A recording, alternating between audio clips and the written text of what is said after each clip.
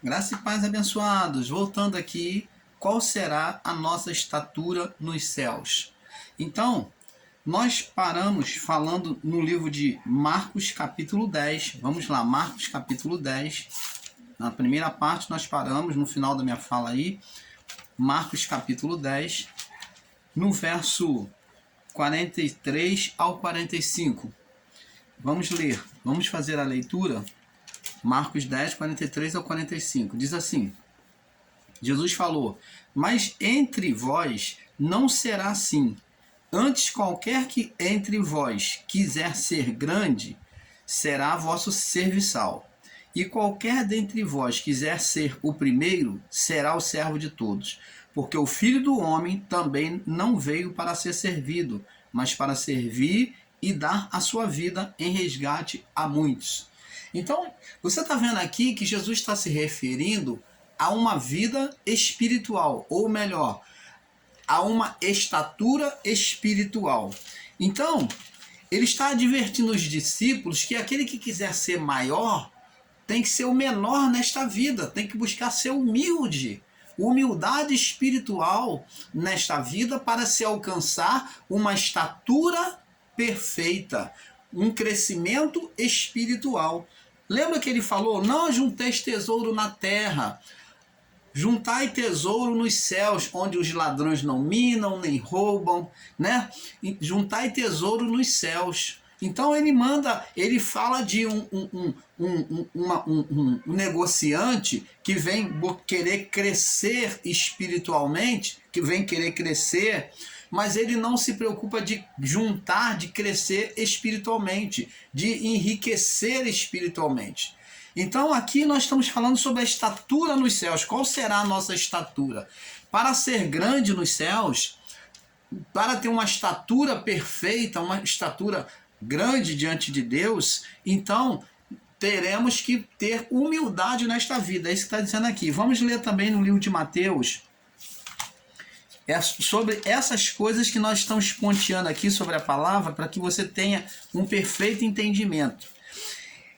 Então, a estatura nossa não é a estatura aqui da terra, não é a posição social daqui da terra, não é a posição empresarial, não é a posição política, não é a posição de social na vida, não é essa que vai ser nos céus. A nossa posição celestial vai ser o nosso esforço dedicado aqui, dedicado a Deus e ao próximo. Vamos ler aqui. Vamos lá aqui, Mateus 20, no verso 20 ao 28. É muita maravilha do Pai que está vindo a nós aí, tá? E os discípulos vendo isto, verso 20, né? Mateus 20, verso 20 ao 28. E os discípulos vendo isso, maravilharam-se, dizendo: como secou imediatamente... Deixa eu ver se eu estou aqui certo, porque... Não, o irmão Paulo está no capítulo errado. É 20, 28. Eu estava no 21. E diz aqui, verso 20. E então aproximou-se dele a mãe dos filhos de Belzebu, com os seus filhos, adorando e fazendo-lhe um pedido. Então a mãe dos filhos de Zebedeu, aliás, Belzebu não, me perdoe. A mãe dos filhos de Zebedeu chegou com os seus filhos, né? Tiago e João, né? Tiago e João. E lhe disse... ele lhe disse, então a mãe dos filhos de Zebedeu chegou a ele adorando e fazendo um pedido, dizendo, e ele lhe disse: que queres? E ela respondeu: dizes a estes meus filhos que se assentem, um à tua direita e o outro à tua esquerda no teu reino. Então vê que essa mulher aqui, ela sabia quem era Jesus, ela tinha convicção dentro dela de que Jesus era o rei dos reis, ele era o rei, o Messias enviado. Então ela falou: ó, diz a um dos meus filhos, Senhor. Ela implorou, adorou Jesus e falou que um se assente à tua direita e outro à tua esquerda. Ela está falando de quê? De reino celestial. Então ela então destacou que eles deveriam, pedindo a Jesus que ele tivesse a primazia de estar um do lado direito de Jesus e o outro à esquerda. Olha o que Jesus vai responder para ela. Verso 22. Jesus, porém, respondendo, disse: não sabeis o que pedis. Você não sabe o que você está pedindo. Podeis vós beber o cálice que lhe dei de beber e ser batizado no batismo que eu sou batizado? Disseram-lhe eles: podemos. Aí no verso 23 ele disse: e disse-lhe ele: na verdade, bebereis o meu cálice e sereis batizado com o batismo que eu sou batizado. Esse cálice aqui é o cálice do sofrimento, das provações que os discípulos iam passar. Muitos seriam perseguidos, decapitados, mortos, entendeu? E sereis batizado no batismo que eu sou batizado. O Jesus foi batizado em qual batismo? Da morte. Foi perseguido, torturado e morto. Então é esse batismo que Jesus foi batizado. Mas o assentar-se à direita, à minha direita e à minha esquerda, não me pertence dá-lo, mas é para aqueles a quem meu Pai tem preparado. Você está vendo aqui a posição social que eles queriam, que a mãe pediu para os filhos, né? Os filhos de Zebedeu. Então, Jesus disse que não poderia dar uma posição social, mas o Pai, o Deus, o Criador, o Pai é quem iria determinar essa posição, essa estatura espiritual. Você está vendo, abençoados? Agora vamos no livro de Lucas, ponteando também aqui no livro de Lucas, né? É muita bênção para a gente. Lucas 7:28. O irmão Paulo, eu saio estudando e saio ponteando essas referências para que você reflita, né, e confirme comigo aquilo que eu estou compartilhando. Lucas 7:28. Diz assim, ó: eu vos digo que entre os nascidos de mulher... Não, vamos ver aqui no verso 24. Lucas 7:24, para ter uma leitura perfeita. E tendo se retirado os mensageiros de João, começou a dizer à multidão acerca de João. Jesus começou a falar acerca de João, dizendo, 2 pontos. Que saíste a ver no deserto? O que vocês saíram para ver no deserto? Uma cana agitada pelo vento ou abalada pelo vento? Que saíste a ver? Um homem trajado de veste delicada? É isso que vocês esperavam? Eis que os que andam em preciosas vestiduras e em delícias estão nos palácios reais. Opa, ele está falando que a estatura desta vida não é a mesma da estatura celestial. Mas que saíste a ver? Verso 26. Um profeta? Sim, digo, muito mais do que um profeta. Este é aquele de quem está escrito: eis que envio o meu anjo diante da tua face, o qual preparará diante de ti o meu caminho. Eis que vos envio, eis que vos digo que entre os nascidos de mulher, eis que vos digo que entre os nascidos de mulher, quer dizer, ser humano, homem, né? Os seres humanos, não há maior profeta do que João Batista, mas o menor no reino de Deus é maior do que ele. Você está vendo aqui? O menor no reino de Deus é maior do que João Batista. Por quê que o menor no reino de Deus? Está falando do estado de o quê? De humildade espiritual. Jesus está falando, o mais humilde espiritualmente é maior do que João Batista. Mas entre os nascidos de mulher não há nenhum maior que João Batista. Por que João Batista foi considerado maior? Porque ele foi um profeta humilde. Ele apresentou Jesus. Eu é que deveria ser batizado por ti, vens tu a mim. Olha, está para vir um que é maior do que eu, porque eu não sou digno de carregar nem as suas sandálias. João Batista veio com toda a humildade, tanto no interior, no espírito, como na forma de vida, vivendo uma vida humilde, sem estar preso às condições físicas desta vida. E por isso que Jesus falou, vocês saíram para ver o quê? Vocês pensou que o profeta estaria nos palácios reais, vestido suntuosamente? Não, mas ele veio em humildade, porque João Batista visava um crescimento, uma estatura espiritual. E ele se tornou um dos maiores profetas. Mas Jesus falou que o mais humilde seria... O mais humilde seria maior do que ele. Por quê? Porque João Batista conviveu com Jesus, viu Jesus fisicamente. E uma vida após a cruz que não viu Jesus, se ela é humilde o suficiente, ela mostra uma humildade tal nesta vida, ela vai se tornar em estatura maior do que João Batista. Por quê? Porque essa pessoa, ela jamais viu Jesus fisicamente. João Batista conviveu com Jesus, viu Jesus, testemunhou Jesus. Mas a pessoa que vem após a cruz, se ela for humilde, tiver humildade como de João Batista, simplicidade na vida, ela vai se tornar mais humilde que João Batista. Ela vai se tornar maior do que João Batista em estatura, porque ela, o quê? Ela não viu Jesus fisicamente, e ela ainda assim crer de todo o coração. Então, João Batista creu, ele cresceu na estatura. Vamos agora no livro de Marcos, capítulo 9. Vamos ponteando agora sobre Marcos.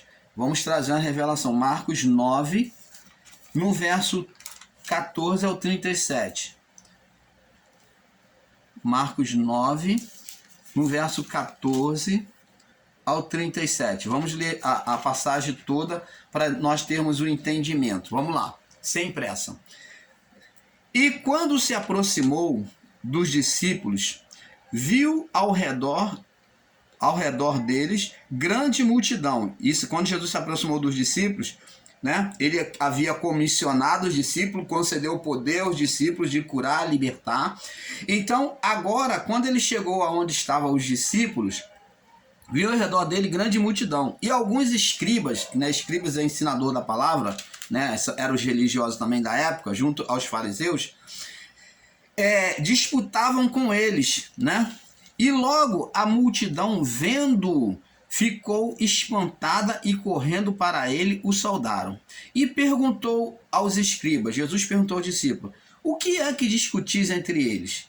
E um da multidão respondendo disse, mestre, trouxe o meu filho que tem um espírito mudo, e este, onde quer que o apanhe, esse espírito, esse demônio, despedaça e ele espuma e range os dentes e vai se definhando, vai perdendo a força. E eu disse aos seus discípulos que expulsasse e não conseguiram, não puderam. Verso 19. E ele respondendo disse-lhe, ó geração incrédula e perversa, até quando estarei convosco? Até quando vós sofrereis ainda? Trazei-mo. E trouxeram-lhe, e quando ele ouviu, ele quem? O espírito, o demônio. Logo o espírito o agitou com violência, e caindo endemoniado por terra, revoltou-se, revolvia-se espumando. E perguntou ao pai dele, quanto tempo há que lhe sucede isso? Então Jesus perguntou, quanto tempo há que lhe sucede isso? Daí vem, você vê aqui, por essa passagem aqui, vem as entrevistas com os demônios que as igrejas evangélicas fazem, se baseando nisso, porque Jesus fez uma pergunta ao demônio. Jesus fez uma pergunta. Ele perguntou aos demônios lá do Legião, ele disse, qual é o teu nome? Ele disse, Legião. E aqui Jesus pergunta, há quanto tempo lhe sucede isso? Então, daí se vem uma alegação de que os demônios têm que ser entrevistados por algumas igrejas evangélicas. Então, eles se baseiam nisso. E ele disse, desde a infância, verso 22, muitas vezes tem lançado no fogo e na água para o destruir. Ó. Mas se tu podes fazer alguma coisa, tem compaixão de nós e ajuda-nos. E Jesus disse, se podes crer, Jesus disse, se tu podes crer, tudo é possível ao que crê. Então a ferramenta que Jesus pedia dele era apenas fé. Como disse Paulo, sem fé é necessário que aquele que de Deus se aproxima creia que ele é galardoador dos que o busca. Porque sem fé é impossível agradar a Deus. A fé é que move a vida espiritual ou o mundo espiritual. Ela que abre a porta, ela é a chave que abre a porta para manifestar o reino de Deus. Jesus pediu a fé, ele pediu que usasse a chave, que é a fé, para abrir a porta do mundo espiritual. Se é possível crer, se tu podes crer, tudo é possível ao que crê. E logo o pai do menino clamou com lágrimas e disse: eu creio. Ele confessou a fé: eu creio, ajuda a minha incredulidade. Eu creio, mas se tem incredulidade em mim, se eu não tenho uma fé completa, é isso que ele está dizendo. Me ajuda na minha pouca fé. Me ajuda na minha pouca fé. Pedro também não apresentou uma fé pouca e afundou, e ele falou: socorre-me ou ajuda-me. Jesus não estendeu a mão e ajudou Pedro na sua pouca fé. Então, esse senhor fala: eu creio, mas me ajuda na minha pouca fé. Faça como o senhor fez com Pedro. É isso que eu vou colocar aqui para você. Faça como o senhor fez com Pedro em meio às tormentas lá. Estende a tua mão para mim. Me ajuda, não me deixa afundar na minha falta de fé.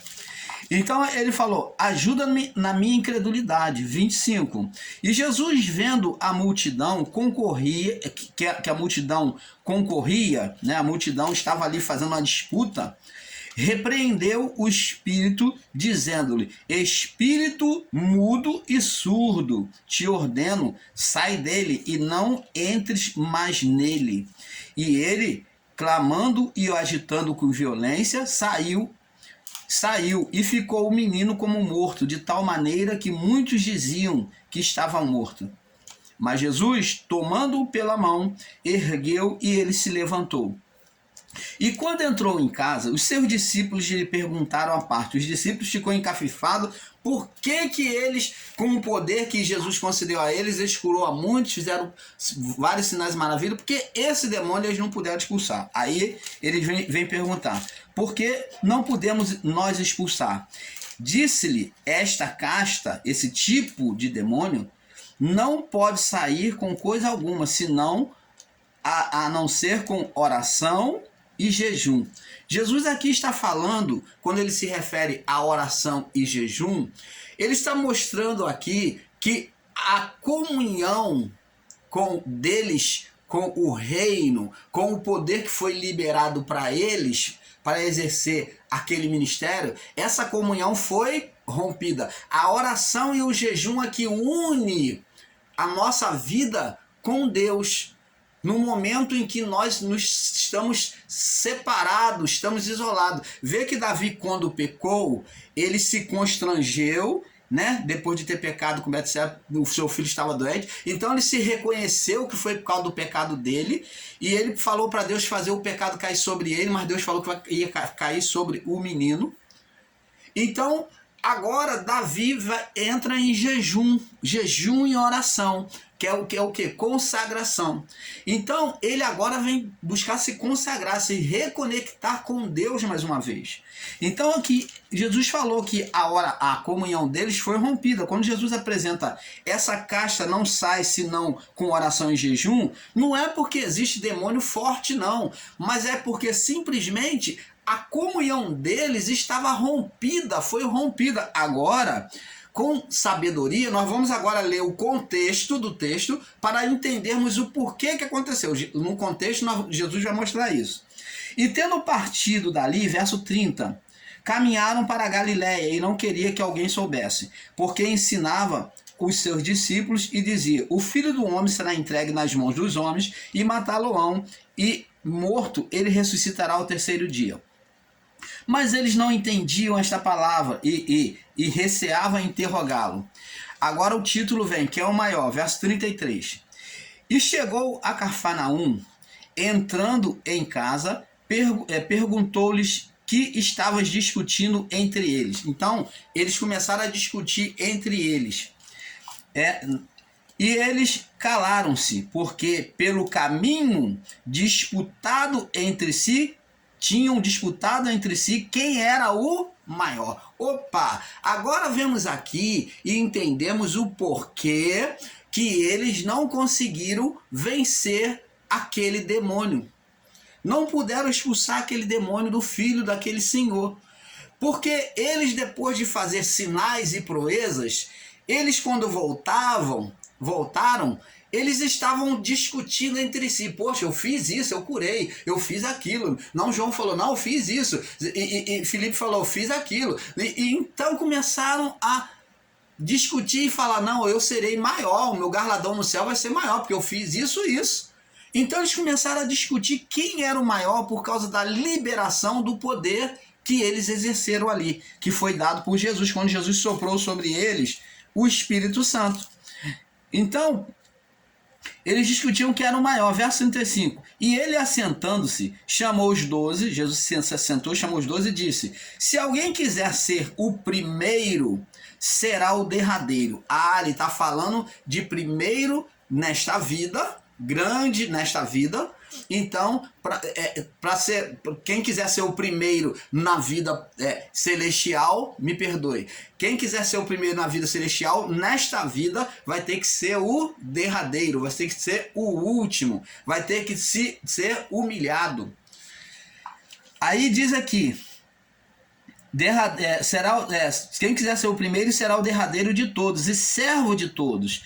E lançando a mão de um menino, pôs no meio deles e tomando nos seus braços, disse-lhe, qualquer que receber um desses meninos em meu nome, a mim me recebe. Qualquer que a mim me recebe, recebe não a mim, mas ao que me enviou. Então está falando, Jesus pega uma criança para mostrar que no reino de Deus, uma criança de estatura pequena, física pequena, mas que essa criança, para o reino de Deus, era grande, tinha uma estatura grande.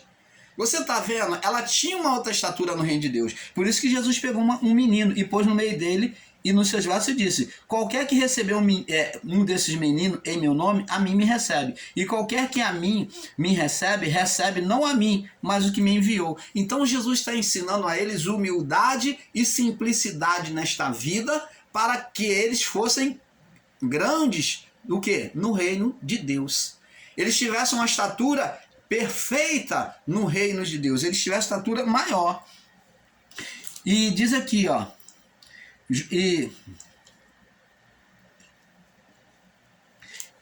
Então ele diz aqui. Agora vamos também falar aqui no livro de 1 Timóteo. Vamos lá no livro de 1 Timóteo, capítulo 4. 1 Timóteo, Paulo falando, 1 Timóteo 4, no verso 8. Vamos lá no livro de 1 Timóteo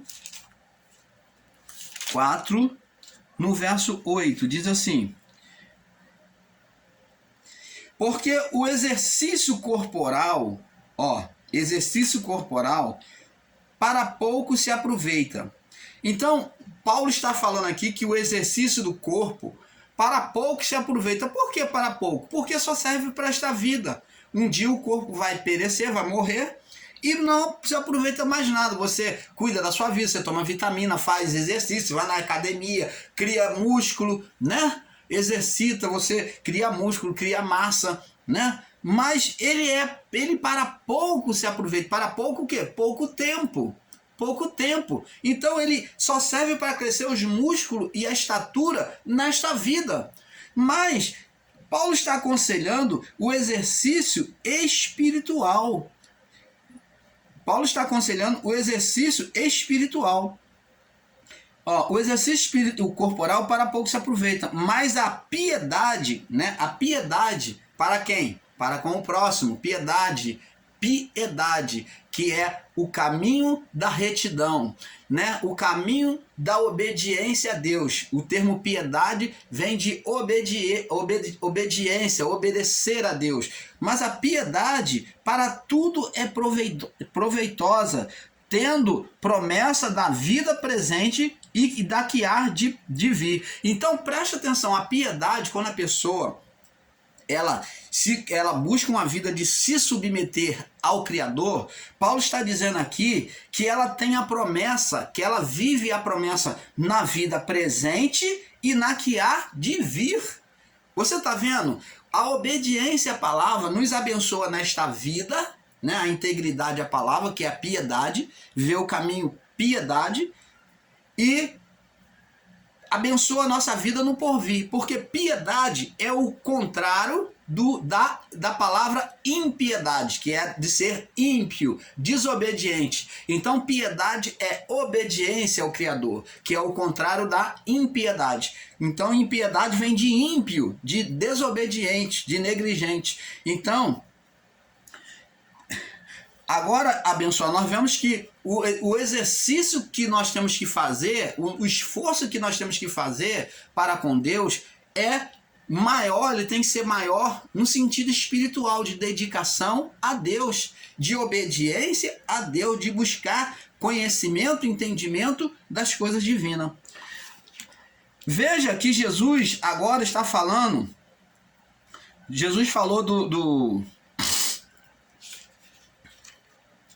Jesus falou que o nascimento espiritual e o crescimento espiritual seria abortado espiritualmente no fogo eterno, né? O nascimento espiritual e crescimento espiritual tinha que haver tem que haver em nós, ou seria abortado espiritualmente, quer dizer, vai para o fogo eterno. Agora, abençoado, veja o que Paulo diz. Vamos lá no que Paulo diz para nós ir fechando essa série. Vamos lá, vamos fechar essa série, né? No que Paulo diz, Efésios,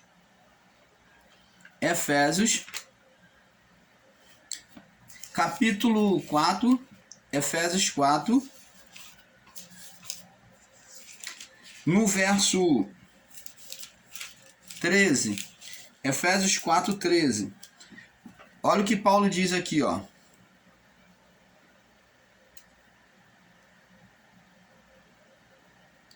Vamos ler do verso 11 em diante.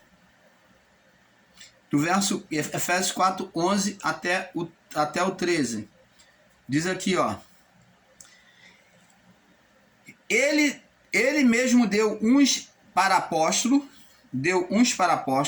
nesta vida, outros para profeta, outros para evangelista e outros para pastores e doutores. Apesar de existirem irmãos ensinadores em graça querendo combater as posições eclesiásticas, eles estão sendo ignorantes no seu entendimento. Existe posição eclesiástica aqui? Existe.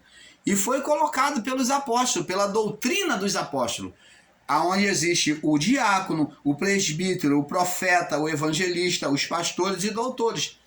Então existe a posição eclesiástica, sim. Isso foi colocado pela doutrina da igreja primitiva, que foi chamada de doutrina dos apóstolos. Lá no início de Atos dos Apóstolos diz isso. Então ensinar que não tem escrito na Bíblia posição eclesiástica, isso é um erro. Existe sim, aqui nesta vida existe, porque é uma regra, uma disciplina para educar a alma, para conduzir para Deus na outra vida. Então, aqui, Paulo está mostrando que existe a doutrina eclesiástica. Ele deu uns para apóstolo, ele quem? Cristo. Por meio de quem? Da doutrina dos apóstolos, que ele passou aos apóstolos. Uns para profeta, outros para evangelista e outros para pastores e doutores. Aí ele diz aqui no verso 12, querendo o aperfeiçoamento dos seus santos. Dos santos. Então, ele queria o quê? O aperfeiçoamento, ou o crescimento na estatura dos seus santos. Para a obra do ministério, para o propósito do ministério, para a edificação do corpo de Cristo, do corpo espiritual.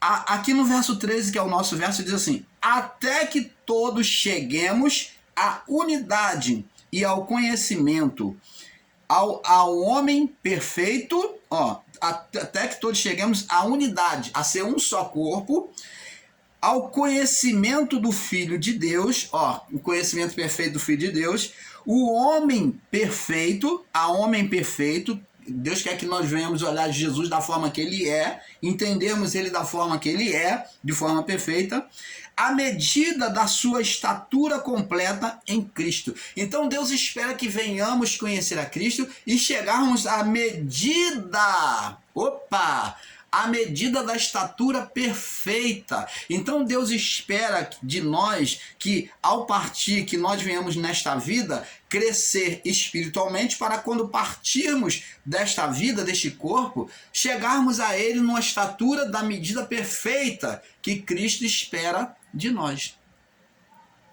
Então nos céus, Deus espera o homem com a estatura perfeita. Ah, mas irmão Paulo, mas nem todos chegam, é verdade. Muitos perecem, morrem nesta vida, no corpo, e não cumpriram a estatura perfeita. Aí que se vem o quê? Essas pessoas, essas almas vão ter que ser educadas, elas vão ter que ser ensinadas no mundo espiritual em Deus. Você que pensa que a vida, que a educação da alma é só aqui, é uma grande distração que você está tendo na sua mente. Porque se você não aprender nesta vida, você vai aprender na outra. Se nós não aprendermos aqui, não atingirmos a estatura perfeita, partirmos daqui como menino, como menina ainda sem crescimento espiritual, nós teremos que aprender na vida do porvir. Porque todos vão ter que chegar à estatura perfeita. E se na partida deste corpo você não atingir a estatura perfeita, você vai ser levado, a sua alma vai ser levada a completar a estatura perfeita. Você só vai estar diante, face a face do Criador, quando você atingir a estatura perfeita. Muitos vão sair daqui e essas almas ainda vão ser ensinadas, elas vão ser como crianças, ainda conduzidas lá na presença de Deus, para que ela entenda para que ela veio. Lembra que Jesus disse que o Espírito Santo vai guiar o homem a toda a verdade? Ele convencerá o homem da justiça, da verdade, da justiça e do juízo. Ele vos ensinará e vos conduzirá a toda a verdade. Então, o Espírito Santo, que é o poder de Deus em nós, ele vai nos conduzindo nesta vida. Mas quantos perecem, morrem no corpo e morrem sem conhecer Jesus de fato, de verdade, sem cumprir o propósito de Deus. Muitos são assassinados, muitos se suicidam, né? Muitos cometem o suicídio e parte desta vida sem ter tido um crescimento perfeito. São abortados, são vidas que são abortadas do útero desta vida para o porvir. E lá no porvir ainda serão como bebês que precisarão ser educadas, ensinadas de novo. Você está entendendo? A nossa vida, ela não termina aqui. A vida do homem não termina aqui. Se nós não completarmos o propósito aqui, teremos que completar lá o propósito divino na nossa vida. Então, amados, nós, o canal Luzes da Graça, ficamos por aqui. E em breve vamos estar falando sobre a vida do porvir de maneira mais clara. Vamos estar falando, prosseguindo a partir daqui, falando da vida do porvir de maneira mais nítida para vocês.